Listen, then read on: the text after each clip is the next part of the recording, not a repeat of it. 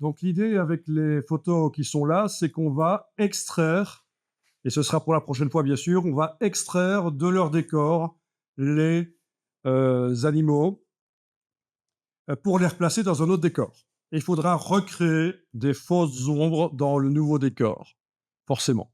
C'est du Photoshop traditionnel, sans IA, mais c'est important de pouvoir le faire. Cette image-ci est différente, elle sera pour faire de la fusion d'images. Ça, c'est autre chose. Mais les autres images, vous voyez que les animaux sont vus en entier, sauf peut-être celui-là, c'est peut-être... Non, il est même vu en entier, celui-là, il n'y a pas de problème, ils sont vus en entier, donc on va extraire. Et alors, comme je vous disais, je vous ai pris des animaux où les pattes ne sont pas enfoncées nécessairement dans l'herbe. Celle-ci peut-être un peu, mais parce que sinon c'est plus compliqué. S'il y a de l'herbe qui reste au bout de la patte, une fois qu'on a extrait l'animal de son décor, c'est ennuyeux.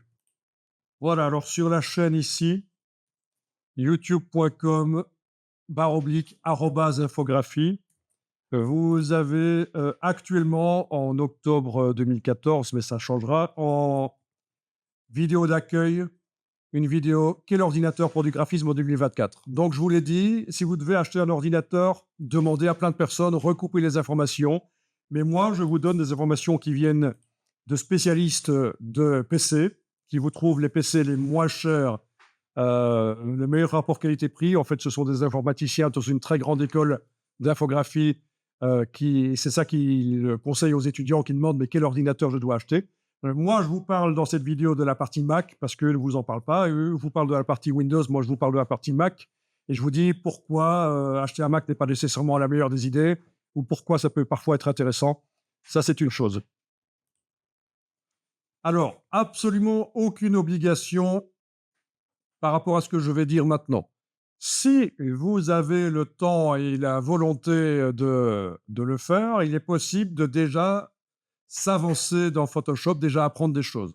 En tapant dans la barre d'URL d'un navigateur ce raccourci ici, hem, ça va vous amener vers cette playlist ici. C'est une playlist, c'est costaud. Ça explique pas mal de choses dans Photoshop avec un exercice avec un lion qu'on prend dans son décor, la savane. Il y a même les pattes arrière qui n'existent pas, le bout des pattes arrière, il faut les recréer. Donc il y a tout un boulot. Ça dure 6h14 de vidéo, donc ça veut dire que pour regarder cette vidéo, si moi je devais la regarder, ça me prendrait un jour ou deux.